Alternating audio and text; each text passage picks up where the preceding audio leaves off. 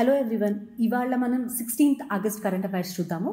So ఇందులో దాదాపు 3 articles చూడబోతున్నాము. మీకు ఏమైనా స్పీడ్ కొంచెం ఎక్కువగా అనిపిస్తే కొంచెం ప్లేబ్యాక్ స్పీడ్ తగ్గించుకొని చూడండి. మోస్ట్ ఇంపార్టెంట్ కరెంట్ అఫైర్స్ ఉన్నాయి ఇవాళ.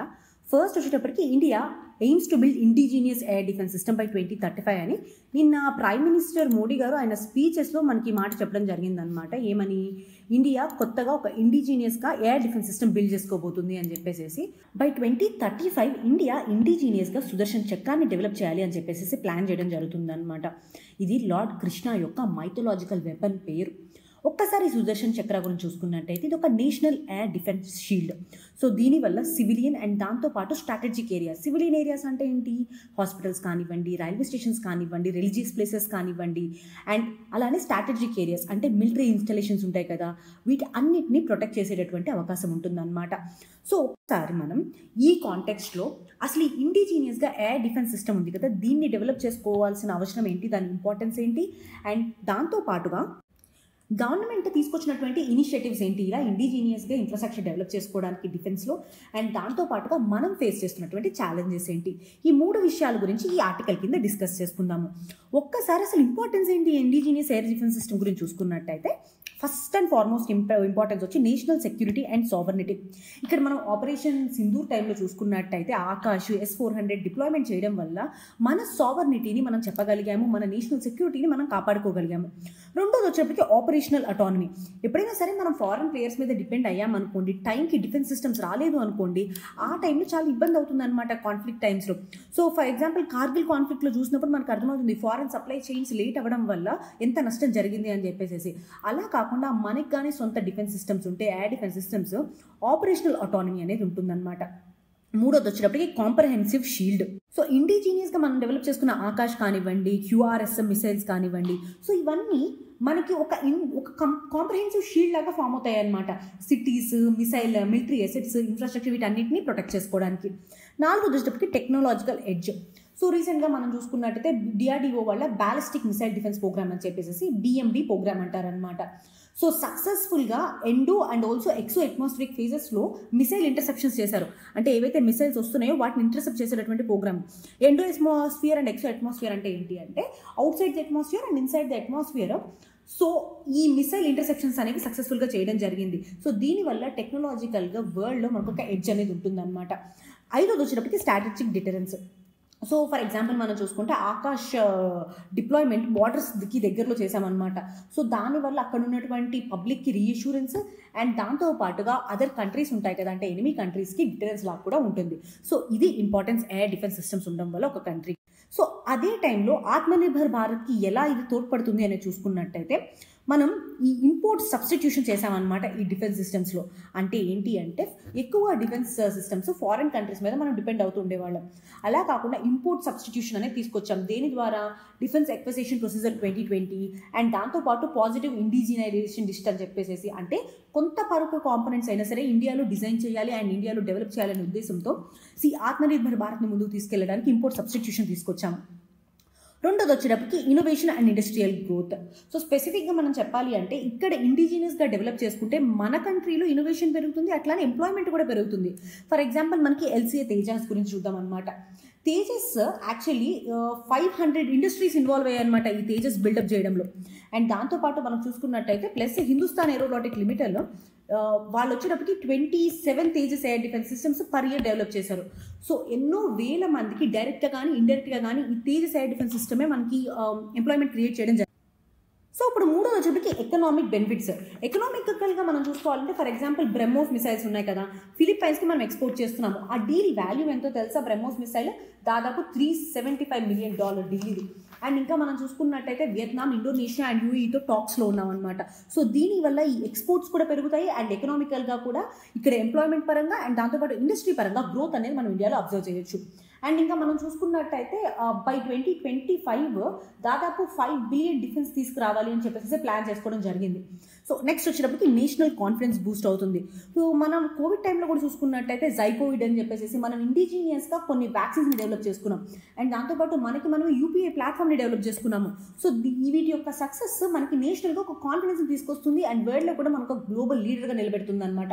సో ఇది ఆత్మనిర్భర్ భారత్కి దీనికి ఉన్నటువంటి లింక్. అండ్ పాజిటివ్గా చెప్పాలి అంటే ఒకవేళ డిఫెన్స్ ఏదైతే ఉందో అది ఇండియాలో కనుక మనం డెవలప్ చేసుకున్నట్టయితే ఎలా ఆత్మనిర్భర్ భారత్ ఇనిషియేటివ్ పుష్ చేస్తుంది అనేది చూసుకునేటువంటిది ఇది. నెక్స్ట్ ఇట్లానే గవర్నమెంట్ ఇంకా ఏమేమి ఇనిషియేటివ్ తీసుకొచ్చింది ఏ డిఫెన్స్ని ఇండియాలో డెవలప్ చేయడానికి అని చూసుకుంటే ఫస్ట్ అండ్ ఫార్మోస్ట్ వచ్చేటప్పటికి defence production and export promotion policy. ఇది 2020లో తీసుకురావడం జరిగింది. దీని టార్గెట్ వచ్చేటప్పటికి దాదాపు 175 కోట్ల defence manufacturing turn over by 2025 తీసుకురావాలి అని చెప్పేసి, అండ్ దాంతోపాటు 35,000 కోట్ల ఎక్స్పోర్ట్స్ తీసుకురావాలి అని చెప్పేసి. అండ్ ఇదే కాకుండా పాజిటివ్ ఇండిజినైజేషన్ లిస్ట్ అంటే ఏంటి అంటే ఇంత పర్సెంటేజ్ ఆఫ్ ఏదైతే ఒక మిసైల్ ఉంటుందో ఏదైతే ఒక టెక్నాలజీ ఉంటుందో ఇంత పర్సెంట్ టెక్నాలజీ ఇండియాలో పక్కగా డెవలప్ అవ్వాలి అని చెప్పేటువంటి లిస్టులు అనమాట. ఇందులో 500+ ఐటమ్స్ యాడ్ చేశారు. ఇందులో రేడార్స్ కానివ్వండి, EW systems, surface to air missiles, so ఇవన్నీ ఉన్నాయన్నమాట. మూడోది వచ్చేటప్పటికి DAP 2020 అంటే డిఫెన్స్ అక్విజిషన్ ప్రొసీజర్. సో ఇందులో ఏంటి అంటే ఇండియన్ మేడ్వి కొనడం అనమాట డిఫెన్స్కి సంబంధించి. సో ఇక్కడ కొన్ని కేటగిరీస్ ఉంటాయి. ఇండియన్ IDDM అని చెప్పేసేసి లేదా బై ఇండియన్ అని చెప్పేసేసి. సో ఏదైనా సరే ఇండిజినియస్గా సిస్టమ్స్ డెవలప్ చేసుకోవాలి అన్నా సరే లేకపోతే వాటిని ముందు తీసుకెళ్ళాలి అన్నా బై ఇండియన్ అనేటువంటి ఆలోచనతో వెళ్తుంది డిఫెన్స్ అక్విజిషన్ ప్రొసీజర్ 2020. అండ్ తర్వాత వచ్చేటప్పటికి మేక్ ఇన్ ఇండియా. సో ఇక్కడ మేక్ ఇన్ ఇండియాలో మనం చూసుకున్నట్టయితే 2 ఉంటాయన్నమాట, make in India 1 and make in India 2. So ఇందులో మేక్ ఇన్ ఇండియా 1లో government research and development funding అనేది ఇస్తుంది. మేక్ ఇన్ ఇండియాలో 2లో వచ్చేటప్పటికి ఇండస్ట్రీ ఫండెడ్ అనమాట. సో ఇందులో గవర్నమెంట్ దాంతోపాటు పబ్లిక్ ప్రైవేట్ పార్ట్నర్షిప్ యొక్క లివరేజ్ తీసుకొని మేక్ ఇన్ ఇండియాని ముందుకు తీసుకెళ్దాము. ఇంకా అదే కాకుండా ఐడెక్స్ ప్రోగ్రామ్ ఏంటి అంటే ఈ స్టార్టప్స్ ఇవి MSMEs ఉంటాయి కదా, ఎవరైతే డిఫెన్స్కి సంబంధించేసేసి ఏదైనా ప్రొడ్యూస్ చేస్తున్నారో ఎవరైనా ఇన్నోవేట్ చేస్తున్నారో సో వాళ్ళకి గ్రాంట్స్ అనేవి ఇస్తారనమాట. ఇందులో రేడార్స్, AI ట్రాకింగ్ ఇవన్నీ ఉంటాయి. వీటన్నిటికీ ఏ స్టార్టప్ తీసుకుంటుందో వాళ్ళకి గ్రాంటింగ్ ఇస్తారు. సో దానివల్ల ఆ డిఫెన్స్ స్టార్టప్స్ ఏవైతే ఉంటే వాటికి ఫండింగ్ సపోర్ట్ ఉంటుంది అండ్ ఇంకా మనం రీసెర్చ్ అండ్ ఇన్నోవేషన్ చేయగలుగుతాము. సో ఇది గవర్నమెంట్ ఇనిషియేటివ్స్. కానీ దీంట్లో మనకి ఛాలెంజెస్ కూడా ఉన్నాయి. So first and foremost challenge వచ్చేటప్పటికి టెక్నాలజికల్ కాంప్లెక్సిటీ. సో ఇప్పుడు ఏవైతే అడ్వాన్స్డ్ రేడార్ కానీ హైపర్సోనిక్ ఇంటర్సెప్టర్స్ కానీ AI బేస్డ్ మెషిన్స్ ఉన్నాయో సో ఇవన్నీ డెవలప్ చేయాలంటే ఏం కావాలి? ఫండింగ్ కావాలి మనకి. ఆ ఫండింగ్ ఎంత ఉంది? less than 1% of the GDP మాత్రమే మనకి డిఫెన్స్కి సంబంధించి ఫండింగ్ చేస్తున్నాం అనమాట. అండ్ 2024 అండ్ 2025 బడ్జెట్లో మనం ఫండింగ్ చేసినా సరే చాలా వరకు ఫండింగ్ సాలరీస్ అండ్ పెన్షన్స్కి వెళ్ళిపోతుంది, కానీ డిఫెన్స్ రీసెర్చ్కి వచ్చేటప్పటికి చాలా తగ్గిపోతుంది. సో ఈ టెక్నాలజికల్ కాంప్లెక్సిటీ ఒకటి, దాంతోపాటు ఫండింగ్ లేకపోవడం 2 మేజర్ కన్స్ట్రెంట్స్. రెండోది వచ్చేటప్పటికి dependence on critical components. So for example ఇండిజినియస్గా మనకి సెమీ కండక్టర్ ఇండస్ట్రీ చాలా గట్టిగా లేదు అండ్ దాంతోపాటు రేర్ ఎర్త్ మెటల్స్ మన దగ్గర చాలా ఎక్కువ లేవు. సో ఎంతో కొంత క్రిటికల్ కాంపోనెంట్స్ కోసం కానీ క్రిటికల్ మిసైల్స్ కోసం కానీ డిపెండెన్స్ అనేది ఉంది. సో మినరల్స్కే కాదు, ఇంకా చెప్పాలంటే మిసైల్ సీక్రెట్ టెక్నాలజీస్ అంటాము. మనం చెప్పాలి అంటే ఈ మిసైల్ సీక్రెట్ టెక్నాలజీస్ ఇండియాలో పెద్దగా డెవలప్మెంట్ లేదు. సో ఇలాంటి వాటి వల్ల చాలా డిఫెన్స్ ప్రోగ్రామ్స్ అనేవి లేట్ అవుతున్నాయి. ఫండింగ్ కన్స్ట్రెంట్స్ మనం ఆల్రెడీ ఇందాక మాట్లాడుకున్నాము. ఆ తర్వాత వచ్చేటప్పటికి private sector participation gap.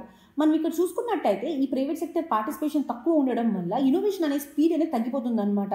So మనం ఎగ్జాంపుల్ చూసుకుంటే ఈ బ్రహ్మోస్ మిసైల్ యొక్క సక్సెస్ చూసుకుంటే హెవీగా ఇండో రష్యన్ కొలాబరేషన్ ద్వారా మనం చూడొచ్చు. అంటే దీన్ని బట్టి ఏమర్థమవుతుందా అంటే అఫ్కోర్స్ ఇండిజినియస్గా డెవలప్ చేయడం ఇంపార్టెంటే, దాంతోపాటు కొన్ని కొలాబరేషన్స్ ఉండడం వల్ల ఎక్కువ సక్సెస్ అనేది చూసే అవకాశం ఉంటుంది. ఆ తర్వాత మనం చూసుకున్నట్టయితే ఎక్స్పోర్ట్ కాంపిటేటివ్నెస్. సో స్పెసిఫిక్గా చూడాలంటే ఇండియా స్పెసిఫిక్గా ఈ డిఫెన్స్ ఎక్స్పోర్ట్స్ చూసుకుంటే USA, రష్యా, ఇజ్రాయెల్ లాంటి పెద్ద పెద్ద కంట్రీస్తో అంటే వాళ్ళ యొక్క క్వాలిటీతో కానివ్వండి వాళ్ళ యొక్క స్టాండర్డ్స్తో కానివ్వండి స్టిఫ్ కాంపిటీషన్ అనేది ఫేస్ చేస్తుంది. సో మార్కెట్ అనేది టఫ్గా ఉంది, దాంతోపాటు మనం ప్రొడ్యూస్ చేసిన ఆఫ్టర్ సేల్స్ సపోర్ట్ అనేది చాలా తక్కువగా ఉందన్నమాట. సో దీనికి ఏం చేయొచ్చు? What could be the way forward? First and foremost way forward ఏంటంటే R&D ఎకో సిస్టమ్ని స్ట్రెంథెన్ చేయాలి. సో ఎలా స్ట్రెంథెన్ చేస్తాము? ఫండింగ్ ద్వారా, ఇండస్ట్రీ ఎకడమియా కొలాబరేషన్ ద్వారా అండ్ స్టార్టప్స్ని కొలాబరేషన్ ద్వారా మనం ఈ R&D ఎకో సిస్టమ్ని స్ట్రెంథెన్ చేస్తాము. సో ఫర్ ఎగ్జాంపుల్ చెప్పాలి అంటే ఇజ్రాయెల్లో ఐరన్ డోమ్ అనే ఒక సిస్టమ్ ఉంటుందన్నమాట. వాళ్ళు ఈ R&D ఎకో సిస్టమ్ బాగా చేయడం వల్ల మాత్రమే దాన్ని సక్సెస్ అనేది చూడగలిగారు. రెండోది వచ్చేటప్పటికి సప్లై చైన్స్ సెక్యూర్గా ఉండాలి. సో ఇప్పుడు మనం ఆల్రెడీ చెప్పుకున్నాం ఈ క్రిటికల్ మినరల్స్ గురించి, మనం ఇండియా ఎంత డిపెండ్ అవుతుంది అనే విషయం మీద. సో దానికోసం సెమీ కండక్టర్ ఫ్యాబ్రికేషన్ యూనిట్స్ కానివ్వండి, ప్రొపల్షన్ యూనిట్స్ కానివ్వండి, సో మెటీరియల్స్ కానివ్వండి, ఇవన్నీ ఇండిజినియస్గానే ఉండాలి. అంటే దాంతోపాటుగా ఏదైతే సప్లై చైన్స్ ఉంటున్నాయో అది ఓన్లీ ఒక కంట్రీ మీద డిపెండ్ అవ్వకుండా మల్టిపుల్ కంట్రీస్ మీద డిపెండ్ అయ్యి దానివల్ల వనరబిలిటీస్ అనేవి తగ్గుతాయి అనమాట. సో ఫర్ ఎగ్జాంపుల్ మనం చెప్పాలంటే ఇప్పుడు ఇండియా సెమీ కండక్టర్ మిషన్ తీసుకొచ్చాం కదా, సో ఇది ఇప్పుడు ఈ డిఫెన్స్ రిక్వైర్మెంట్స్ ఏవైతే ఉంటాయో వాటిని అడ్జస్ట్ చేయగలిగే అవకాశం ఉంటుంది. తర్వాత Boost public private partnership. So ఇక్కడ ఏంటి అంటే ప్రొక్యూర్మెంట్లో కానీ ఎక్స్పోర్ట్స్లో కానీ పబ్లిక్ అండ్ ప్రైవేట్ పార్ట్నర్షిప్ వల్ల ఇంకా బెటర్ ఇన్నోవేషన్, బెటర్ టెక్నాలజీస్ వస్తాయి. ఫర్ ఎగ్జాంపుల్ చూసుకుంటే టాటా అడ్వాన్స్డ్ సిస్టమ్స్ వాళ్ళు లాక్హెడ్ మార్టిన్తో టైఅప్ అయ్యారనమాట. దేనికి? C-130J ఎయిర్ ఫ్రేమ్ మ్యానుఫ్యాక్చరింగ్కి. సో దానివల్ల బెటర్ ఎయిర్ ఫ్రేమ్స్ అనేవి తయారయ్యాయి కదా. సో అట్లానే పబ్లిక్ ప్రైవేట్ పార్ట్నర్షిప్స్ ఇలాంటి ఇండస్ట్రీలో బూస్ట్ చేయాలి. ఇంకోటి చూసుకున్నట్టయితే ఎక్స్పోర్ట్ లెడ్ స్ట్రాటజీ. ఇక్కడ మనం బ్రహ్మోస్ సర్వీసెస్ ఏవైతే మనం ఫిలిప్పైన్స్కి వాటికి చేసామో, సో అట్లానే Asia, Africa, Latin America, so ఇలాంటి కంట్రీస్కి కూడా ఈ ఎక్స్పోర్ట్ లెడ్ స్ట్రాటజీ ద్వారా మన డిఫెన్స్ సిస్టమ్స్ ఏవైతే ఉంటాయో వాటిని ఎక్స్పోర్ట్ చేయగలగాలి. అండ్ ఇంకోటి వచ్చేటప్పటికి ఇంటిగ్రేటెడ్ డిఫెన్స్ ప్లానింగ్, అంటే సుదర్శన్ చక్ర ఏదైతే ఉందో దాన్ని not only air, space, cyber, AI systems వీటితో కలిపినప్పుడు హోలిస్టిక్గా ఒక షీల్డ్ అనేది తయారవుతుంది. సో ఇది మనం వే ఫార్వర్డ్ కింద చెప్పమాట. సో ఇంకా మనం చూసుకున్నట్టయితే బై 2035 సుదర్శన్ చక్ర ఇండియా యొక్క స్ట్రాటజిక్ అటానమీకి కార్నర్ స్టోర్ కాబోతుంది. అండ్ దాంతో పాటు దీనికోసం అవ్వాలి అంటే ఇట్లా technology, industry, finance gaps and దాంతోపాటు ఇన్నోవేషన్ అండ్ సినర్జీ ఇవన్నిటిని ఓవర్కమ్ చేయాలి. సో దానివల్లే ఆత్మనిర్భర్ భారత్ అండ్ దాంతో పాటు ఇండియా ఒక అడ్వాన్స్డ్ పవర్గా బై 2047 ఉండగలుగుతుంది అనమాట. ఇది ఈ టాపిక్. ఈ ఆర్టికల్ వచ్చేటప్పటికి the politics of insurgency and decline of naxalism గురించి చెప్తుంది అనమాట. సో ఇక్కడ ఈ ఆర్టికల్లో ఏం చెప్తున్నారంటే ఈ టెర్రరిజం కానీ, నక్సలిజం కానీ, ఇన్సర్జెన్సీ కానీ ఏదైతే ఉందో దాన్ని ప్రిడిక్ట్ చేయడం చాలా కష్టము. ఇప్పుడు ఏఐ వచ్చింది, టెక్నాలజీస్ వచ్చాయి ప్రిడిక్షన్ ఎన్హాన్స్ చేయడానికి. కానీ లోన్ వుల్ఫ్ అటాక్స్ కానివ్వండి, సడన్గా ఎస్కలేట్ అయిపోతారు ఎక్కడి నుంచో. సో ఇలాంటివి ఇంకా ప్రిడిక్ట్ చేయడం కష్టము అని చెప్పేసి చెప్పారు. దాంతోపాటు నక్సలిజం ఎలా ఇండియాలో డిక్లైన్ అయ్యింది అనేది కూడా చెప్పారనమాట. మనం చూసుకున్నట్టయితే ఫస్ట్ ఆఫ్ ఆల్ హిస్టారికల్గా నక్సలైట్ మూవ్మెంట్ అనేది 1967లో స్టార్ట్ అయింది. స్ప్రింగ్ థండర్ ఓవర్ ఇండియా అన్నట్టు మాట్లాడతారనమాట దీన్ని. అండ్ దీన్ని చైనాలో ఉన్నటువంటి మావో జెడాంగ్ గారు ఇన్స్పిరేషన్తో తీసుకున్నారు. అండ్ మనం ఇంకోటి కూడా గమనించినట్టయితే 2000s టైంలో దాదాపు 223 డిస్ట్రిక్ట్స్ ఎఫెక్ట్ అయి ఉన్నాయి. కానీ ఇప్పుడు చూసుకుంటే లెస్ దాన్ 50 డిస్ట్రిక్ట్స్ ఎఫెక్ట్ అయినాయి అనమాట. ఓవరాల్ 75% వైలెన్స్ అనేది తగ్గింది. సో ఈ కాంటెక్స్లో మనం అసలు ఈ డిక్లైన్ అవ్వడానికి రీజన్స్ ఏంటి అండ్ దీనికి గవర్నమెంట్ తీసుకున్న అప్రోచ్ ఏంటి అండ్ ఆ అప్రోచ్కున్న ఛాలెంజెస్ ఏంటి, వే ఫార్వర్డ్ ఏంటి అనేది డిస్కస్ చేసుకుందాము. సో ఫస్ట్ చేసుకున్నట్టయితే అసలు ఇండియాలో ఐడియాలజికల్గా ఈ టెర్రరిజం కానీ, నక్సలిజం కానీ తగ్గడానికి రీజన్ ఏంటి? First of all ideological appeal తగ్గడం అంటే ఏంటి అంటే ఇక్కడ ఫస్ట్ ఆఫ్ ఆల్ ఎవరైతే పీపుల్ ఉంటారో, ఈ మావోయిస్ట్ ఐడియాలజీ ఉంది కదా స్పెసిఫిక్గా, సో ఈ ఐడియాలజీలో ఉన్నటువంటి వాళ్ళు తగ్గిపోయారనమాట. ఎందుకని చెప్పేసి న్యూయర్ జనరేషన్స్ ఎవరైతే ఉన్నారో వాళ్ళ ఆస్పిరేషన్స్, ఎడ్యుకేషన్, జాబ్స్, లేకపోతే మెయిన్ స్ట్రీమ్లోకి ఇంటిగ్రేట్ అవ్వాలి, ఎకానమీలోకి ఇంటిగ్రేట్ అవ్వాలి అనేటటువంటి ఆలోచనలు ఉండడం వల్ల ఫస్ట్ ఆఫ్ ఆల్ ఈ నక్సలిజంకి ఐడియాలజికల్ ఎపీల్ అనేది తగ్గింది. రెండోది వచ్చేటప్పటికి improved governance and welfare access. మనం చూసుకున్నట్టయితే ఇంటిగ్రేటెడ్ యాక్షన్ ప్లాన్స్ అని, ఆస్పిరేషనల్ డిస్ట్రిక్ట్స్ ప్రోగ్రాము అండ్ ఇంకా ప్రధానమంత్రి గ్రామ్ సడక్ యోజన, సర్వశిక్ష అభియాన్. సో బేసిక్గా ఎడ్యుకేషన్కి, హెల్త్కి అన్నిటికీ గవర్నమెంట్ వెల్ఫేర్ స్కీమ్స్ తీసుకురావడం అండ్ దాంతోపాటు లాస్ట్ మైల్ వరకు ఈ వెల్ఫేర్ స్కీమ్స్ ఏవైతే ఉన్నాయో అవి యాక్సెసిబుల్గా అవ్వడము one of the major reason ఈ నక్సలిజం అనేది తగ్గడానికి. మూడోది వచ్చేప్పటికి enhanced security responses and intelligence. ఇక్కడ మనం చూసుకున్నట్టయితే కోబ్రా ఫోర్సెస్ అండ్ దాంతో పాటు సిఆర్పిఎఫ్ యొక్క కోబ్రా ఫోర్సెసే కాకుండా స్టేట్ పోలీస్ ఉంటారు కదా, వాళ్ళ యొక్క modernisation and latest intelligence drive and technologies such as artificial intelligence కానివ్వండి, ఏవైనా సో డ్రోన్స్ ఇలాంటివి వాడడం వల్ల సెక్యూరిటీ రెస్పాన్స్ అండ్ ఇంటెలిజెన్స్ పెరగడం వల్ల వీళ్ళ ఆపరేషన్స్ ట్రాక్ చేయడం ఈజీ అయింది. అండ్ ఇంకోటి నాలుగోది వచ్చేటప్పటికి టార్గెటెడ్ ఇన్ఫ్రాస్ట్రక్చర్ అండ్ కనెక్టివిటీ. ఇక్కడ మనం నక్సల్ ఎఫెక్టెడ్ ఏరియాస్ ఏవైతే ఉంటాయో అక్కడ చూసుకుంటే రోడ్ కనెక్టివిటీ కానివ్వండి, అట్లానే మనకి ఇంకా telecom towers, banking access, digital connectivity అనేది చాలా ఎక్కువ పెంచిందనమాట స్టేట్ గవర్నమెంట్స్ కానివ్వండి, సెంట్రల్ గవర్నమెంట్స్ కానివ్వండి రిమోట్ ఏరియాస్లో. సో దానివల్ల ఏవైతే ఈ రిమోట్ ఏరియాస్ ఈ మావోయిస్టులకి సేఫ్ హెవెన్స్ లాగా ఉన్నాయో ఇప్పుడు సేఫ్ హెవెన్స్ కావు. నెక్స్ట్ చూసుకున్నట్టయితే ఐదోది సరెండర్ అండ్ రీహాబిటేషన్ పాలసీస్. స్పెసిఫిక్గా చూసుకున్నట్టయితే ఎవరైతే మావోయిస్ట్ సరెండర్ అవుతున్నారో వాళ్ళకి స్కిల్ ట్రైనింగ్ కానీ, ల్యాండ్ ఇవ్వడము, వాళ్ళకి ఏదో ఒక రకంగా ఇంటిగ్రేషన్ అంటే మెయిన్ స్ట్రీమ్లోకి ఇంటిగ్రేట్ అయ్యేటువంటి ఆపర్చునిటీస్ క్రియేట్ చేస్తుంది గవర్నమెంట్. సో దానివల్ల చాలామంది మిడ్ లెవెల్ క్యాడర్ కానీ అండ్ దాంతోపాటు లోవర్ క్యాడర్స్ ఉన్నటువంటి వాళ్ళు ఉంటారు కదా ఈ మావోయిస్ట్లో, చాలామంది సరెండర్ అయిపోయారు. ఇంకోటి వచ్చేటప్పటికి decentralisation and tribal self government పెసా act వల్ల అండ్ దాంతోపాటు 73rd కాన్స్టిట్యూషన్ అమెండ్మెంట్ యాక్ట్ ఏదైతే ఉందో పంచాయత్స్కి ప్రొవైడ్ చేస్తుంది. సో వీటన్నిటి వల్ల గ్రామ సభాస్ ఎంపవర్ అయ్యాయి. సో దీనివల్ల మావోయిస్ట్ యొక్క కంట్రోల్ అనేది గ్రామ సభాస్ మీద ఆర్ఎల్స్ ట్రైబల్ గ్రీవెన్సెస్ మీద తగ్గిందనమాట. ఇంకోటి చూసుకున్నట్టయితే ఇంటర్నల్ వీక్నెస్ అండ్ ఫ్రాక్షనైజేషన్ అంటారనమాట. అంటే ఏంటి అంటే ఇక్కడ నార్మల్గానే మావోయిస్ట్లో లీడర్షిప్ లాసెస్ స్పెసిఫిక్గా ఎన్కౌంటర్స్ వల్ల కానివ్వండి, లేదా ఈ క్యాడర్ లాస్ అవ్వడము అండ్ ఇంకా ఈ ఏదైతే ఈ సరెండర్ అండ్ రీహాబిటేషన్ ప్యాకేజెస్ వల్ల క్యాడర్ తగ్గిపోవడము, సో ఇంటర్నల్గా ఉన్నటువంటి వీక్నెస్, ఇవన్నీ ప్రస్తుతానికి ఐడియాలజికల్గా నక్సలిజం తగ్గడానికి one of the major reasons. And దీంతో పాటు గవర్నమెంట్ ఏ అప్రోచ్ తీసుకుంది దీనికోసం అని చూద్దాం.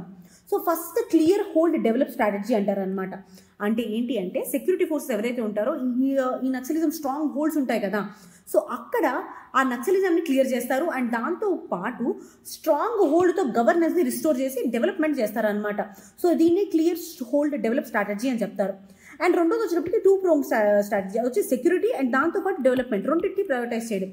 అంటే ఏంటి, ఇప్పుడు సెక్యూరిటీ కింద మోడర్న్ ఎక్విప్మెంట్ కానివ్వండి, అక్కడ పోలీస్ స్టేషన్స్ ఎవరైనా అటాక్ చేస్తే వాటిని డెవలప్ చేయడం, మళ్ళీ ఫోర్టిఫై చేయడము, వెంటనే అక్కడ దగ్గరలో హెలికాప్టర్స్ పెట్టడం క్విక్ రెస్పాన్సెస్ కోసం అని చెప్పేసి. సో ఇట్లా సెక్యూరిటీ మెజర్స్ అండ్ దాంతోపాటు డెవలప్మెంట్ మెజర్స్ అంటే హెల్త్ కోసము, ఎడ్యుకేషన్ కోసము, ఇంకా jobs, skill development and employment create చేయడానికి. సో డెవలప్మెంట్ వైపు స్ట్రాటజైజ్ చేయడం, దాంతోపాటు సెక్యూరిటీ వైపు స్ట్రాటజైజ్ చేయడం, ఇది 2 pronged అప్రోచ్ అనేది గవర్నమెంట్ తీసుకుంది. అదే కాకుండా 2017లో సమాధాన్ డాక్టరీన్ అని చెప్పేసి ఒక డాక్టరీని తీసుకొచ్చింది అనమాట. అంటే ఏంటి అంటే ఎవరైతే మావోయిస్టులు ఉంటారో ఆ ఏరియాస్ ఉంటాయి కదా, అక్కడ smart leadership, motivation, training and actionable intelligence dash board అని చెప్పేసి. సో ఈ డాష్ బోర్డ్లో ఈచ్ డిస్ట్రిక్ట్లో యాక్షన్ ప్లాన్ అనేది డిసైడ్ చేస్తారనమాట. అండ్ ఇంకొకటి చూసుకున్నట్టయితే కమ్యూనిటీ ఎంగేజ్మెంట్. నాట్ ఓన్లీ మనం ఈ టెక్నాలజికల్ అప్గ్రేడేషనే కాదు, అక్కడ ఉన్నటువంటి లోకల్ పాపులేషన్స్ ఉంటారు కదా, వాళ్ళతో ట్రస్ట్ డెవలప్ చేసుకోవడము స్టేట్ ఏజెన్సీస్, అదే సివిక్ యాక్షన్ ప్రోగ్రామ్స్ వల్ల, కల్చరల్ ఇనిషియేటివ్స్ వల్ల, వెల్ఫేర్ క్యాంప్స్ వల్ల. సో ఈ కమ్యూనిటీ ఎంగేజ్మెంట్ తీసుకురావడము. అండ్ దాంతోపాటు అన్లాఫుల్ యాక్టివిటీస్ ప్రివెన్షన్ యాక్ట్ ఉంటుంది కదా, సో దాని కింద సిపిఐ మావోయిస్ట్ ఉంది చూసారా, సిపిఐఎం. సో దీన్ని బ్యాన్ చేయడం జరిగింది. సో దానివల్ల ఏమవుతుంది అంటే urban sympathisers and urban networks ఉంటాయి కదా, సో ఆ నెట్వర్క్స్ అనేవి వీటికి కట్ అయ్యాయి.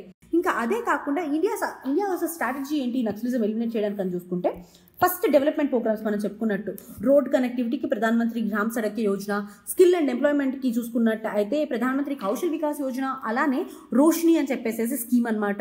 సో ఇక్కడ ఏంటి అంటే left wing extra affected areas ఉంటాయి కదా, సో అక్కడ యూత్కి training and employment opportunities provide చేస్తారు. అండ్ ఎడ్యుకేషన్ కోసం చూసుకున్నట్టయితే Eklavya model schools. And communication కోసం మనం చూసుకున్నట్టయితే యూనివర్సల్ సర్వీస్ ఆబ్లిగేషన్ ఫండ్ ఉంది కదా, అదే ఇప్పుడు డిజిటల్ భారత్ నిధి అంటాము. సో దానికి మొబైల్ టవర్స్ ఇన్స్టాల్ చేయడము. అండ్ అదే కాకుండా ట్రైబల్ యూత్ ఎక్స్చేంజ్ ప్రోగ్రామ్స్, దాంతోపాటు మెటాతో లింకేజెస్. సో వీటన్నిటి వల్ల డెవలప్మెంట్ని ఫస్ట్ ఆఫ్ ఆల్ మనం ప్రమోట్ చేసామన్నమాట. రెండోది సెక్యూరిటీ ఆపరేషన్స్. సెక్యూరిటీ ఆపరేషన్స్ చూసుకుంటే ఆపరేషన్ గ్రీన్ హంట్.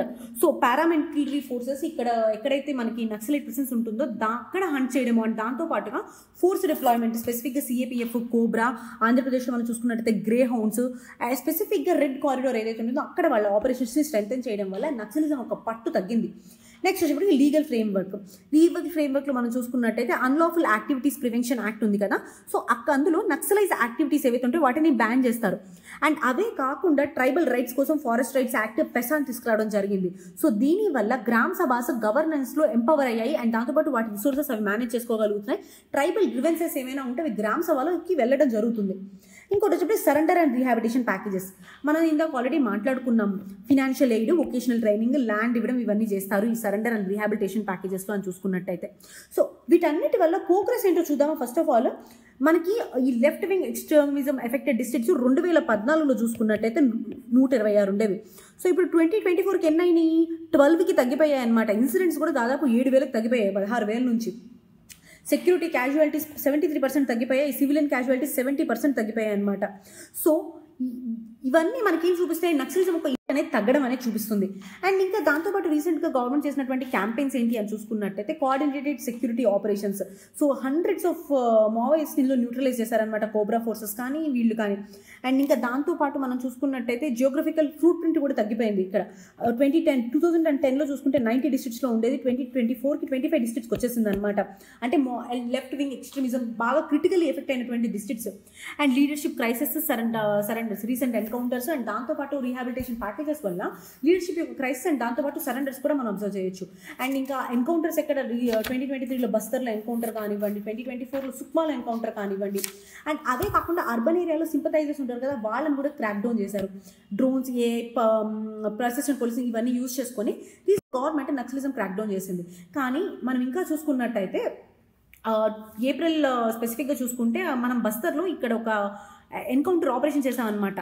కానీ ఇంకా మనకి ఈ ఎఫెక్టెడ్ పాకెట్స్ అనేవి ఉంటూనే ఉన్నాయి. What are the reasons and challenges head ఏంటి అంటే స్పెసిఫిక్గా బస్తర్, జార్ఖండ్, ఒరిస్సాలో మనకి ఇంకా ఈ వైలెన్స్ అనేది కంటిన్యూ అవుతుంది.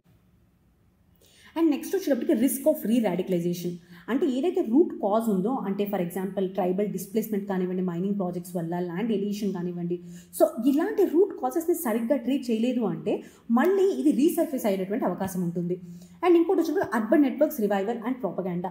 మనం చూసుకున్నట్టయితే మావోయిస్ట్ ఈ సపోర్ట్ ఏదైతే ఉందో స్టూడెంట్స్, ఎన్జిఓ అండ్ దాంతోపాటు ఇంటెలెక్చువల్ సింపథైజర్స్ ఉంటారు కదా, వాళ్ళ నుంచి ఎస్పెషల్లీ అర్బన్ ఏరియాస్ నుంచి తీసుకుంటారనమాట. సో ఈ ప్రాపగాండాని స్ప్రెడ్ అవ్వకుండా, మొబిలైజ్ అవ్వకుండా గవర్నమెంట్ అర్బన్ నెట్వర్క్స్ని క్రాక్ డౌన్ చేయాల్సి ఉంటుంది. అదే కాకుండా AI and tech enabled extremism. ఇక్కడ మనం చూసుకున్నట్టయితే ఇప్పుడు రీసెంట్గా వచ్చినటువంటి శాటిలైట్ బేస్డ్ కమ్యూనికేషన్స్ కానివ్వండి, లేదా encrypted messaging apps, drones, so వీటన్నిటి వల్ల ఈ ప్రాపగాండా అనేది రీషేప్ అయ్యేటటువంటి అవకాశం ఉంది. అండ్ ఇంకోటి వచ్చేప్పటికి social economic backwardness in tribal areas. Most of the left wing extremism affected districts ఏవైతే ఉంటాయో అవి ఆస్పిరేషనల్ డిస్ట్రిక్ట్స్ ప్రోగ్రామ్స్లో ఉన్నాయి. కానీ మనం చూసుకున్నట్టయితే వాటి యొక్క హెచ్డిఐ ఇండికేటర్స్ అంటారు, అంటే హ్యూమన్ డెవలప్మెంట్ ఇండికేటర్స్, లిటరసీ కానివ్వండి, మ్యాటర్నల్ హెల్త్, న్యూట్రిషన్, సో ఇవన్నీ ఇంకా తక్కువగా ఉన్నాయన్నమాట. అండ్ దాంతోపాటు ఇంకా వాటి గురించి గ్రీవెన్సెస్ ఇంకా ఉంటూనే ఉన్నాయి. అండ్ ఇంకోటి splinter groups and trust deficit issues. So major crack downs అయినా సరే స్ప్లింటర్ గ్రూప్స్ ఉంటాయన్నమాట, అంటే చిన్న చిన్న గ్రూప్స్. అండ్ స్పెసిఫిక్గా ఇప్పుడు సిపిఐ మావోయిస్ట్ ఉంది, అది వీకెన్ అయినా సరే స్మాల్ గ్రూప్స్ ఉంటాయి వాళ్ళలో.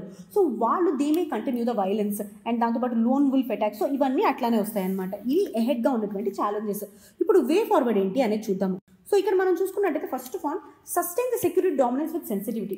సో ఇట్లానే ఇంటెలిజెన్స్ లైట్ సెక్యూరిటీ డామినెన్స్ ఉండాలి. దాంతో పాటుగా సైమల్టేనియస్గా ట్రైబల్స్ని ఏలినేట్ చేయకూడదు, లోకల్ కమ్యూనిటీస్ని ఇబ్బంది పెట్టకూడదు. So security dominance with sensitivity అనేది ఉండాలి. ఇంకా దాంతోపాటు ఈ ఇంక్లూజివ్ డెవలప్మెంట్ ఏదైతే ఉందో, అంటే ఎడ్యుకేషన్ కానివ్వండి, హెల్త్ కానీ, అది ఇంకా డీపెండ్ అవ్వాలి స్పెసిఫిక్గా ట్రైబల్ విలేజ్లో. అండ్ దాంతోపాటు land and forest rights, పెసా and FRA ఏవైతే ఉన్నాయో అవి ఇంకా ఎఫెక్టివ్ ఇంప్లిమెంటేషన్ జరగాలి. అండ్ ఎవరైతే క్యాడర్స్ రీహాబిలిట్ అవుతున్నారో, రీఇంటిగ్రేట్ అవుతున్నారో వాళ్ళకి మానిటరింగ్ ఇన్సెంటివ్స్, ఫిజికల్ ఇన్సెంటివ్స్, దాంతోపాటు ఎంప్లాయ్మెంట్ ఆపర్చునిటీస్ క్రియేట్ చేయాలి. అండ్ ట్రైబల్ సెంట్రిక్ గవర్నమెంట్ వల్ల క్యాడర్లోకి రిక్రూట్ అయ్యే వాళ్ళు తగ్గుతారు. అండ్ ఏఐ టెక్నాలజీ అండ్ దాంతో పాటుగా అదర్ న్యూ టెక్నాలజీస్ ఉన్నాయి కదా, వాటిని హార్నెస్ చేయాలి. అండ్ డిసెంట్ని మిస్కాల్కులేట్ చేయకూడదు. అంటే ఫర్ ఎగ్జాంపుల్ ఇప్పుడు అర్బన్ నక్సలిజం అంటున్నాం మనము. సో చాలామంది ఎవరైతే గవర్నమెంట్కి డిసెంటింగ్గా మాట్లాడుతున్నారో వాళ్ళని అర్బన్ నక్సలైట్స్గా క్లాసిఫై చేయకుండా, సో ఈ మిస్ క్లాసిఫికేషన్ ఏదైతే ఉందో, ఈ డిసెంట్, దాన్ని అవాయిడ్ చేయాలి. అండ్ సెంటర్ స్టేట్ కోఆర్డినేషన్ ద్వారా ఈ అటాక్స్ ఏవైతే ఉంటాయో, ఈ ఇన్సర్జెన్సీ ఏదైతే ఉంటుందో దాన్ని ఈజీగా కంట్రోల్ చేయగలుగుతాం అనమాట. సో ఏదైతే నక్సలిజం డిక్లైన్ అవుతుందో, ఇండియా యొక్క మల్టీ డైమెన్షనల్ అప్రోచ్ ఏదైతే ఉందో దాని యొక్క సక్సెస్ని చూపిస్తుంది. అండ్ దాంతోపాటు government, security and development process అనేవి కలిసి జరగాల్సి ఉంటుందన్నమాట. సో ఇది నక్సలిజం టాపిక్. నెక్స్ట్ మనం చూసుకున్నట్టయితే SC collegium can dictate the names to HC collegiums అని చెప్పేసి ఒక ఆర్టికల్ ఉంది. సో ఈ ఆర్టికల్ ఏం చెప్తుంది అంటే, ఆగస్ట్ 1కి దాదాపు 345 వేకెన్సీస్ ఉన్నాయంట హైకోర్టులో. సో ఇక్కడ మనం చూసుకున్నట్టయితే 2022 నుంచి సుప్రీంకోర్టు కొలిజియం ఏదైతే ఉందో వాళ్ళు 29 రికమెండేషన్స్ చేశారు హైకోర్టుకి, అంటే ఎవరిని అపాయింట్ చేసుకోవాలి అని చెప్పేసి. అయితే రీసెంట్గా సిజేఐ గారు కామెంట్ చేశారనమాట. ఏమని చెప్పేసి, సుప్రీంకోర్టు కొలీజియం హైకోర్టు కొలీజియంకి డిక్టేట్ చేయలేదు జ్యుడిషియల్ అపాయింట్మెంట్స్ అని చెప్పారు. అది జస్ట్ రికమెండ్ మాత్రమే చేయగలదు అని చెప్పారనమాట. ఇది ఎందుకు ఇంపార్టెంట్ అంటే, ఈ స్టేట్మెంట్ బట్టి ఏం రీఎన్ఫోర్స్ అవుతుంది అంటే, హైకోర్ట్స్ సుప్రీంకోర్ట్స్ ఈక్వల్ ఈ ఫెడరల్ జ్యుడిషియల్ సిస్టంలో అని చెప్తుంది. అండ్ హైరార్కీ లేదు అని చెప్పేసి ఈ స్టేట్మెంట్ మాట్లాడుతుంది. సో మనం అసలు ఈ కొలీజియం సిస్టమ్ అంటే ఏంటి, అసలు ఈ కొలీజియం సిస్టమ్ ఏదైతే ఉందో అది ఎలా ఎవాల్వ్ అయింది, అండ్ దాంతోపాటుగా దీనికి ఉన్నటువంటి advantages and challenges and way forward discuss చేసుకుందాము. So first of all collegium అంటే ఏంటి? సో ఒక సుప్రీంకోర్టు కానీ హైకోర్టు కానీ జడ్జెస్ని అపాయింట్ చేసేటటువంటి ప్రొసీజరే, ఆ మెకానిజమే ఈ కొలీజియం సిస్టమ్ అనమాట. సో దీనికి కాన్స్టిట్యూషన్లో కానివ్వండి, లా పరంగా కానీ ఎలాంటి బ్యాకింగ్ లేదు. సో జ్యుడిషియల్ ప్రొనౌన్స్మెంట్ అంటే జ్యుడిషియరీ ద్వారా ఇది ఎవాల్వ్ అయింది. సో కొలీజియం చూసుకున్నట్టయితే ఇక్కడ ఒక సిజేఐ ఉంటారు, అంటే chief justice of India. And దాంతోపాటు 4 సీనియర్ మోస్ట్ సుప్రీంకోర్టు జడ్జెస్ ఉంటారు అనమాట. సో వీళ్ళు ఎవరు అపాయింట్ అవ్వాలి అనే విషయం చెప్తూ ఉంటారు. సో దీనివల్ల జ్యుడిషియల్ ఇండిపెండెన్స్ అనేది కాపాడబడుతుంది. అండ్ ఈ అపాయింట్మెంట్స్ ఏవైతే ఉన్నాయో వాటి పొలిటికల్ ఇన్ఫ్లుయెన్స్ లేకుండా కాపాడొచ్చు అనేటువంటి ఈ కొలీజియం సిస్టమ్ యొక్క మేజర్ ఉద్దేశం. ఇక్కడ ఒక్కసారి ఈ ఎవల్యూషన్ చూద్దాము. ఫస్ట్ ఆఫ్ ఆల్ ఆర్టికల్ 124(2) ప్రకారము ఇక ఎవరైతే జడ్జెస్కి అపాయింట్ చేయబడతారో వాళ్ళు ఎవరి ద్వారా అపాయింట్ చేయబడతారు, ప్రెసిడెంట్ ద్వారా అపాయింట్ చేయబడతారు అనమాట.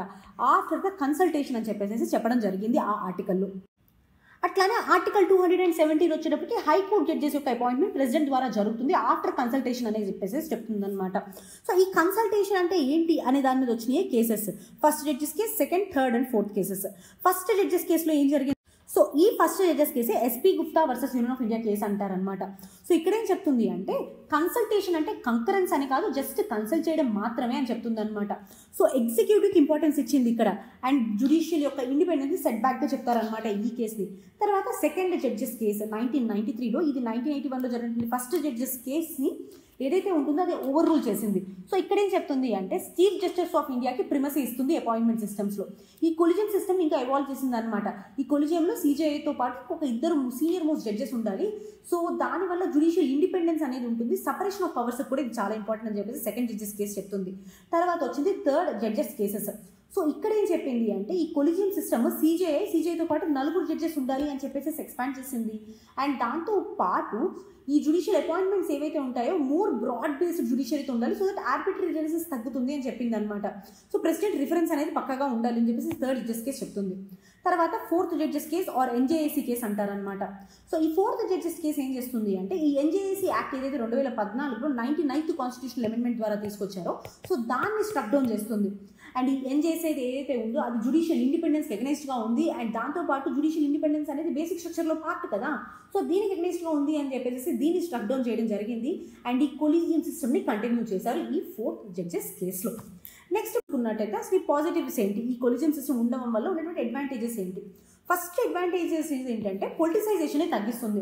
సో జ్యుడిషియల్ అపాయింట్మెంట్స్ ఇప్పుడు ఎవరు చేస్తున్నారు, కొలీజియంలో ఎవరు ఉంటారు, సీజేఐ, దాంతోపాటు 4 జడ్జెస్ ఉంటారు. సో దీనివల్ల ఏమవుతుంటే పొలిటికల్లీ మోటివేటెడ్ అపాయింట్మెంట్స్ ఉండవు, సో దానివల్ల పొలిటికల్లీ మోటివేటెడ్ జడ్జిమెంట్స్ ఉండవు. సో ఇలా పొలిటిసైజేషన్ తగ్గిస్తుంది. రెండోది వచ్చేటప్పటికి ఎన్ష్యూర్స్ జ్యుడిషియల్ అటానమీ. జ్యుడిషియరీకి ఉన్నటువంటి అటానమీ కానివ్వండి, ఇండిపెండెన్స్ కానీ ఏదైతే ఉంటుందో దాన్ని ఇంకా మనం కాపాడుకునే అవకాశం ఉంటుందన్నమాట. And separation of powers, article 50లో వచ్చినటువంటి సపరేషన్ ఆఫ్ పవర్స్ ఉన్నాయి కదా, సపరేషన్ ఆఫ్ పవర్స్ని కూడా అప్హోల్డ్ చేస్తుంది. ఇంకొకటి ఏంటి అంటే సెలక్షన్ ఏదైతే ఉంటుందో అది మెరిట్ బేస్డ్గా ఇన్ఫార్మ్డ్గా ఉంటుందన్నమాట.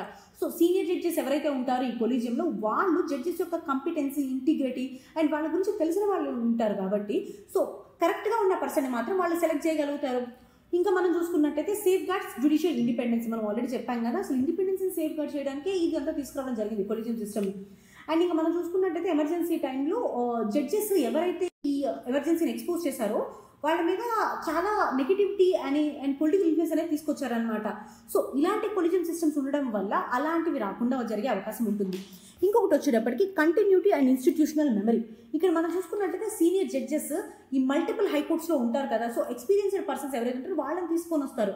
సో ఫర్ ఎగ్జాంపుల్ మనం చూసుకున్నట్టయితే ఎన్వి రమణ గారు చీఫ్ జస్టిస్గా మల్టిపుల్ హైకోర్ట్స్లో ఆయన సర్వ్ చేశారు. ఆ తర్వాత ఆయన పొజిషన్కి రావడం జరిగిందనమాట. సో ఈ కంటిన్యూటీ అనేది మెయింటైన్ అవుతుంది. ఇంకొకటి చూసినట్టయితే stability in the judicial system. So peer based selection జరుగుతుంది ఇక్కడ. సో దానివల్ల లెజిటిమసీ అండ్ అబ్రప్ట్గా ఇన్ఫ్లుయెన్స్ అనేది ఉండదు అనమాట ఇక్కడ. ఇంకోటి చూసుకున్నట్టయితే ప్రొటెక్షన్ ఫ్రమ్ పాపులిస్ట్ ప్రెషర్స్, మనం చెప్పాం కదా ఆల్రెడీ, ఈ గవర్నమెంటల్ ప్రెషర్సే కాకుండా బయట వేరే ఆర్గనైజేషన్స్ వాళ్ళు ఇచ్చినటువంటి పాపులిస్ట్ ప్రెషర్స్ కూడా ఇది ప్రొటెక్షన్గా ఉంటుంది. అండ్ జ్యుడిషియరీ మీద పబ్లిక్ ఫెయిత్ని రీఎన్ఫోర్స్ చేస్తుంది. సో ఇది పాజిటివ్స్. అట్లా దీనికి ఛాలెంజెస్ అండ్ క్రిటిసిజమ్స్ కూడా ఉన్నాయన్నమాట. First of all structural criticisms. So ఇక్కడ ఏంటి అంటే జ్యుడిషియరీ అనేది ఎంపైర్ విత్ ఇన్ ఎంపైర్ లాగా పనిచేస్తుంది అనమాట. ఇంపీరియం ఇన్ ఇంపీరియో అన్నట్టు అంటారు దీన్ని. అంటే ఎవరైతే సీనియర్స్ ఉంటారో వాళ్ళు జూనియర్స్ని సెలెక్ట్ చేస్తారు, మళ్ళీ వీళ్ళు సీనియర్స్ అవుతారు, మళ్ళీ వీళ్ళు అక్కడ ఉన్నటువంటి జూనియర్స్ సెలెక్ట్ చేస్తారు. ఇది ఒక రాజరికం లాగా empire within the empire లాగా వెళ్తుంది, ఒక అన్చేక్డ్ ఎంపైర్ లాగా తయారవుతుంది అని చెప్పినటువంటి ఎగ్జాంపుల్ ఇది ఇంపీరియం ఇన్ ఎంపైరో అని చెప్పేసి. రెండోది వచ్చేప్పటికి erosion of checks and balances. So ఇక్కడ మనం చూసుకున్నట్టయితే యూఎస్ఏలో కానీ యూకే కానీ ఎగ్జిక్యూటివ్ అండ్ లెజిస్లేచర్ చాలా డెసిసివ్ రోల్ ప్లే చేస్తాయి జ్యుడిషియల్ అపాయింట్మెంట్స్లో స్పెసిఫిక్గా. సో దానివల్ల అకౌంటబిలిటీ అనేది ఉంటుంది కదా. సో ఇక్కడ మన ఇండియాలో ఈ చెక్స్ అండ్ బ్యాలెన్సెస్ లేవు అనేసి చెప్తున్నారనమాట. ఇంకొకటి చూసుకున్నట్లయితే మనకి ఆపరేషనల్ ఛాలెంజెస్ ఏంటి, ఫస్ట్ ఇది ల్యాక్ ఆఫ్ ట్రాన్స్పరెన్సీ. సో ఇప్పుడు ఈ కొలిజియం సిస్టమ్ ఒకరిని జడ్జిగా ఎన్నిక చేసింది అనుకోండి, జడ్జిగా తీసుకొని వచ్చింది అనుకోండి. సో ఒక క్రైటీరియా ఉందా, లేకపోతే వీళ్ళందరూ మాట్లాడుకున్న మినిట్స్ అనేవి బయటకు వస్తున్నాయి, వాళ్ళ పర్ఫార్మెన్స్ ఎవాల్యుయేషన్ జరిగిందా అనేది ట్రాన్స్పరెన్సీ లేదనమాట. ఇంకా మనం చూసుకున్నట్టయితే నెపోటిజం. ఇక్కడ ఒక కోడిఫైడ్ స్టాండర్డ్స్ లేకపోవడం వల్ల ఫేవరెటిజం అయినా అవ్వకపోయినా ఈ ఆలోచన అనేది వస్తుందన్నమాట. అంకుల్ జడ్జి సిండ్రోమ్ అంటారు. సో మనం చూసుకున్నట్టయితే ఈ జ్యుడిషియరీ నెపోటిజం అనేది ఎక్కువగా గమనిస్తూ ఉంటాము. ఇంకోటి వచ్చినప్పటికీ ఒపేక్ ట్రాన్స్ఫర్స్. ఇక్కడ ఏదైతే ట్రాన్స్ఫర్స్ జరుగుతున్నాయో అక్కడ రేషనాలిటీ ఉండదు, అండ్ దాంతోపాటు క్లియర్ క్రైటీరియా ఉండదు అనమాట ట్రాన్స్ఫర్ చేయడానికి. అండ్ సమ్టైమ్స్ ఇది ఒక వాళ్ళని పనిష్ చేయడానికి తీసుకున్నటువంటి మెజర్ లాగా కూడా చూస్తారు. సో ఇది ఒపేక్ ట్రాన్స్ఫర్స్ గురించి. అండ్ దాంతోపాటు అపాయింట్మెంట్ డిలేస్. సో ఇవి ఏవైతే రికమెండేషన్స్ ఉంటాయో అవి ప్రొలాంగ్ డిలేస్ ఫేస్ చేస్తాయి అండ్ దాంతోపాటు వేకెన్సీస్ అనేది అగ్రివేట్ అవుతాయి అనమాట. యాజ్ ఆఫ్ జనవరి 2024లో చూసుకున్నట్టయితే మనకి సుప్రీంకోర్టులో 7 వేకెన్సీస్ ఉన్నాయి, హైకోర్టులో 300+ వేకెన్సీస్ ఉన్నాయి. కేసెస్ ఎన్ని పెండింగ్ ఉన్నాయి తెలుసా? 4.7 crore కేసెస్ పెండింగ్ ఉన్నాయి. అదే కాకుండా ఇంకొక డైవర్సిటీ లేకపోవడం, స్పెసిఫిక్గా ఉమెన్ విషయంలో under representation, ST, SC, OBCs ఒక డైవర్సిఫికేషన్ అండ్ మైనారిటీస్ లేకపోవడం. ఇంకా 2025 చూసుకుంటే ఓన్లీ 3 మాత్రమే సుప్రీంకోర్టులో ఉమెన్ జడ్జెస్ ఉన్నారనమాట. సో అది ఇంపార్టెంట్ డేటా. ఇంకొకటి it is against the separation of powers. Judiciary ఇక్కడ అపాయింట్మెంట్స్ని మోనోప్లైజ్ చేసేస్తుంది కదా, సో దానివల్ల సెపరేషన్ ఆఫ్ పవర్స్ ఏదైతే కాన్స్టిట్యూషనల్ ఆర్టికల్ 50 కింద చెప్పారో దానికి అగైన్స్ట్గా వెళ్తుంది. అండ్ దాంతోపాటు judicial and executive deadlock. Government often ఈ నేమ్స్ ఏవైతే మనకి కొలిజన్ సిస్టమ్ పంపిస్తుందో వాటిని రిటర్న్ చేస్తుంది అనమాట, ఆర్ఎల్స్ వాటి గురించి అసలు యాక్షన్ తీసుకోదు. సో ఇలాంటి టైంలో డెడ్ లాక్ అనేది క్రియేట్ అవుతుంది అండ్ అకౌంటబిలిటీ మెకానిజం లేకపోవడం అనమాట. సో ఇప్పుడు ఒక ఇండిపెండెంట్ సెక్రటేరియట్ కానీ ఓవర్సైట్ కానీ ఉండదు ఎవరిని అపాయింట్ చేస్తున్నాము అనేది. అండ్ కొలీజియంకి స్క్రూటినీ అనేది ఉండదు అనమాట, ఎందుకు ఈ పర్సన్ అపాయింట్ చేశారు అనేది. సో దానివల్ల అకౌంటబిలిటీ లేదు. అండ్ ఇంకోటి చూసుకున్నట్టయితే పబ్లిక్ పర్సెప్షన్. సో ఇక్కడ మనం చూసుకున్నట్టయితే పబ్లిక్ పర్సీవ్ చేసేది ఎట్లా ఉంటుందంటే ఒక జ్యుడిషియల్ అపాయింట్మెంట్స్ అనేది ఒక ఎలైటిస్ట్ అండ్ నాన్ ఇంక్లూజివ్ అన్నట్టు అనమాట. సో ఇవన్నీ ఛాలెంజెస్గా ఉన్నాయి మనకు చూసుకున్నట్టయితే. What be the way forward, మనం ఏం చేయొచ్చు? So first of all NJAC లాంటి ఇన్స్టిట్యూషన్స్ని రిఫార్మ్ చేయగలగాలి. ఎన్జేసీ అంటే ఏంటంటే national judicial appointment commission. So దీనివల్ల జ్యుడిషియల్ మెజారిటీ ఉంటుంది, దాంతోపాటు సివిల్ సొసైటీలో ఉన్నటువంటి ఎమినెంట్ పర్సన్స్ కూడా ఉంటారు. సో వీళ్ళందరూ కలిసి జడ్జిని సెలెక్ట్ చేస్తారనమాట. అండ్ ఇంకోటి చూసినట్టయితే ట్రాన్స్పరెంట్ సెలెక్షన్ మోడల్. యూకేలో మనం చూసుకున్నట్టయితే ఒక జడ్జిని సెలెక్ట్ చేయాలి అంటే ఆ ఓపెన్ అప్లికేషన్స్ ఉంటాయి, ఆ తర్వాత వాళ్ళకి ఒక క్రైటీరియా ఉంటుంది, ఆ తర్వాత ఇండిపెండెంట్గా ఇంటర్వ్యూస్ చేస్తారు. సో ఒక ప్రాసెస్ ద్వారా సెలెక్షన్ అనేది జరగాలి. అండ్ 3 వచ్చినప్పటికీ ఇన్స్టిట్యూషనల్ సెక్రటేరియట్. ఇక్కడ ఇండిపెండెంట్గా ఒక సెక్రటేరియట్ అనేది ఉండాలన్నమాట. కొలీజియం చెప్పినటువంటి అపాయింట్మెంట్స్ ఏదైతే ఉన్నాయో వాటిని రికార్డ్స్గా మెయింటైన్ చేయడానికి, వాటిని రికమెండేషన్స్ని మెయింటైన్ చేయడానికి. సో ఇదే విషయం లా కమిషన్ 214 రిపోర్ట్లో కూడా చెప్పడం జరిగింది. అండ్ దాంతోపాటు ఎన్ఫోర్స్ టైమ్ బౌండ్ అపాయింట్మెంట్స్. అంటే మనం చూసుకున్నట్టయితే స్టాట్యుటరీ డెడ్ లైన్స్ ఉంటాయి కదా, అంటే ఇప్పుడు 90 days లోపల చెప్పాలి, లేకపోతే ఒక 120 days లోపల చెప్పాలి. సో ఒక స్టాట్యుటరీ డెడ్ లైన్ అనేది ఉండాలి అపాయింట్మెంట్స్కి. అండ్ ఇంకా మనం చూసుకుంటే ఉమెన్, ఎస్సీ, ఓబీసీస్ ఒక డైవర్సిటీ మెయింటైన్ చేయగలగాలి. అండ్ ఇంకా పబ్లిక్ కాన్ఫిడెన్స్ మెజర్స్ తీసుకురావాలి, అంటే సివిల్ సొసైటీ ఓవర్సైట్ అనేది ఉండాలి ఈ అపాయింట్స్ మీద. అండ్ అదే కాకుండా ఈ కొలిజియం ప్రొసీడింగ్స్ ఏవైతే ఉంటాయో వాటిని కోడిఫై చేయాలి. అంటే మనం ఆల్రెడీ రికార్డ్ కీపింగ్ గురించి మాట్లాడాం కదా, అట్లానే మినిట్స్ని పబ్లిష్ చేయడం కానివ్వండి, ఈ సెర్చ్ కమిటీస్ ఏవైతే ఉంటాయో ఇన్వెస్టిగేషన్స్ గురించి కానివ్వండి. సో ఇవన్నీ వాటి యొక్క మినిట్స్ మెయింటైన్ చేయాలి అండ్ వాటి యొక్క ఆలోచనలు, వాళ్ళ యొక్క ఇన్వెస్టిగేషన్స్ ఏవైతే ఉంటాయో వాటిని కోడిఫై చేయగలగాలి. అండ్ దాంతోపాటు performance based technology and drive and selection. So ఈ సెలెక్షన్ ఏదైతే ఉందో జడ్జ్మెంట్స్ వాళ్ళు ఎలా డెలివర్ చేశారు, వాళ్ళ జడ్జ్మెంట్లో ఇన్నోవేషన్ ఏముంది, వాళ్ళ ఇంటిగ్రిటీ ఏముంది, అంటే ఒక పర్సన్ యొక్క ఎఫిషియన్సీని బట్టి మనం వాళ్ళ యొక్క పర్ఫార్మెన్స్ని బేస్ చేసుకొని సెలెక్షన్ అనేది చేయాలి. సో దానివల్ల ఎఫిషియన్సీ, ప్రొడక్టివిటీ అనేది పెరుగుతుంది అనమాట. సో కొలిజియం సిస్టమ్ అనేది ఒక మెజర్డ్ రిఫార్మ్ని తీసుకురాగలగాలి, అంతే ఇలాంటి కొలిజియం సిస్టమ్ని రీప్లేస్ చేయాలి అనేటటువంటి ఆలోచన కాదు ఇక్కడ. అండ్ దాంతోపాటు ట్రాన్స్పరెన్సీ, అకౌంటబిలిటీ అండ్ ఇండిపెండెన్స్ కూడా ఈ కొలిజియం సిస్టమ్ అనేది బ్యాలెన్స్ చేయగలగాలి. సో ఇది ఇవాళ current affairs. Thank you so much for hearing with us. If this is adding value edition to you కానీ please like this. Thank you so much.